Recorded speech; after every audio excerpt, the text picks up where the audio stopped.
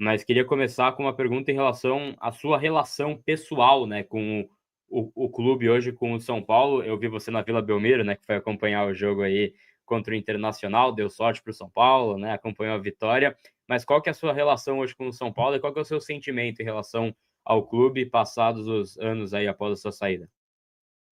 Cara, impressionante, assim, eu acho que já são 7 anos da minha saída, mais ou menos. E, assim, eu imaginei que eu já tinha caído no esquecimento das pessoas ali, cara, mas, assim, foi completamente diferente do que eu imaginava, foi muito bem recebido pelos funcionários, por alguns atletas que nem estavam no período em que eu estive lá, fui muito bem tratado. Inclusive, ganhei uma camiseta ali do Raboleiro, um grande amigo, sabe? E, assim, essa relação, ela se tornou muito mais próxima, né, tendo em vista as situações que eu vivi ali dentro, né? Então, há uma relação pessoal, né, entre o Regis e o São Paulo, e isso me fez enxergar a vida de uma outra maneira, né? E assim, foi muito legal, ser muito bem recebido, né? Inclusive recebi o convite para poder ir ao CT, né, no próximo ano ali assistir os treinos. Então, assim, o São Paulo tem um espaço enorme no meu coração e eu acho que isso eu nunca vou esquecer. E eu estava vendo uma entrevista sua em 2020, né, a respeito da sua saída do São Paulo, da forma que foi, e que você era muito grato pelo clube, e isso você traduz aqui, nesse sentimento aqui nessa entrevista, e que você, depois de uns anos, você tinha entendido que talvez tinha perdido a chance da sua vida. Olhando para trás, cara, como é que você enxerga o que aconteceu, até em nível de assim, testemunho pessoal, né? Você passar um pouco da sua vida, como é que está sendo isso, né? Pós esse período, e qual que é a sua sensação em relação a esse curto período do São Paulo, Regis?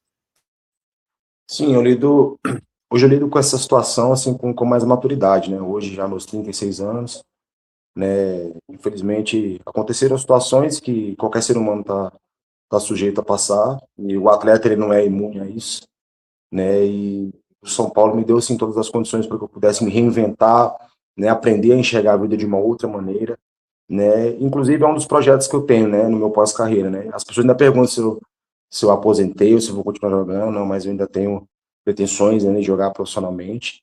E um pós-carreira ser um agente, né, de futebol, levar essa questão social para os atletas com quem eu vou trabalhar, que eu acho que nós precisamos de um acompanhamento, sim, entender que o atleta também passa por situações difíceis, né? Então, eu, enquanto um testemunho real de tudo que vivi, né, posso falar com propriedade a respeito dos riscos que um atleta passa. Então, hoje lido com mais responsabilidade, né? Já tem um período, né? Na verdade, a gente sabe que isso é uma luta para o resto da vida, né? Então, eu busco estar cercado de pessoas que me amam, que gostam de mim, que respeitam o meu trabalho. Então, assim, é algo, né, que eu lido com muita maturidade hoje em dia. Confesso que naquele período foi um pouco mais difícil, né? Fiquei em depressão, tudo. Porque a gente sempre batalha, né? Sempre busca, né? Uma projeção profissional. E eu tinha chegado ali no meu melhor momento, mas eu não olho com frustração, não, olho como muito aprendizado. E só também em cima disso, Regis, eu vi também nessa sua entrevista, nesse seu testemunho, né, que você falou que os clubes hoje de futebol, de modo geral, eles não têm tanto esse olhar, né, para dependência química, para outras questões que fogem, porque o entorno do jogador de futebol, você passou por isso no São Paulo, né? Cara, chegar no São Paulo é o auge da carreira de muitos atletas, né?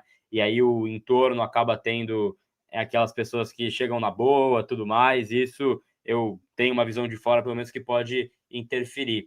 É uma das suas lutas, né, daqui para frente, tentar conscientizar esses atletas jovens, principalmente, sobre os perigos de cair para esse lado?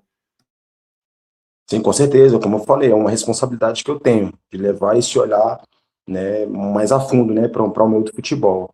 Cara, tendo em vista, né, o São Paulo sempre à frente do seu tempo, quando eu cheguei ali, já tinha um departamento psicológico ali, frequente, diário, e eu participei muito ativamente com até a Anaí, que é da minha época, psicóloga, né, de poder trabalhar nessa minha questão, né.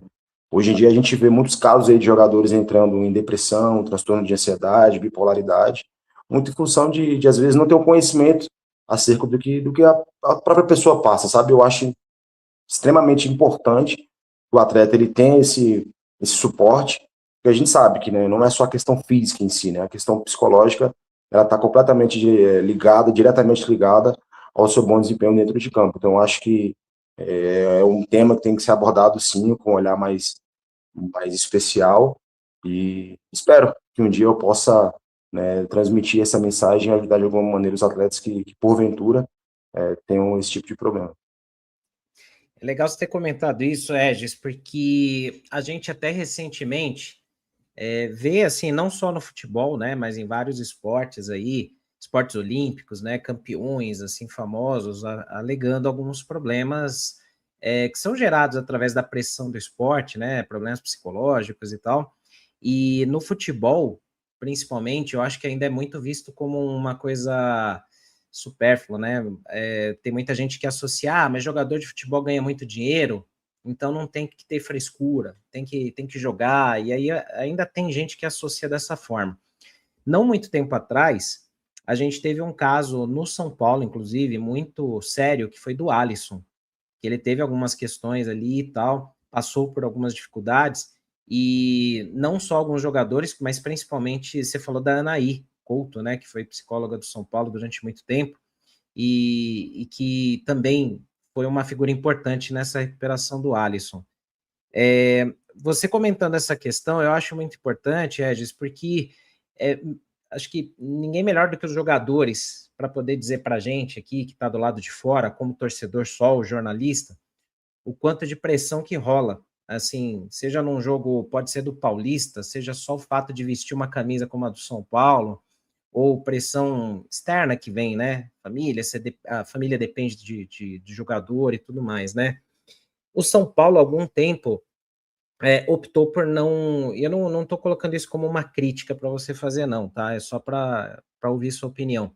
Mas o São Paulo optou há algum tempo por não ter uma psicóloga dentro no dia a dia do elenco, né? Eles entendem que talvez em algumas questões eles possam procurar ajuda ali, que o clube dá o respaldo e tal. Na época que você saiu do São Paulo, eu lembro que você comentou muito que o clube te ajudou bastante, que também te deu um respaldo muito forte nisso, né? O quanto que eu queria que você comentasse mesmo nesse ponto, cara, o quanto que o clube foi importante para você naquele seu momento difícil da sua saída e o quanto que isso é importante, porque tem outros clubes aqui de Série A, aqui de São Paulo e outros que mantêm esse psicólogo no dia a dia do clube e que o peso desse profissional às vezes é ignorado, né, por torcedores ou por muitos de dentro do clube. Queria que você comentasse um pouco disso. Olha, assim, sendo bem realista, cara, eu acho extremamente importante ter um profissional da saúde mental dentro dos clubes.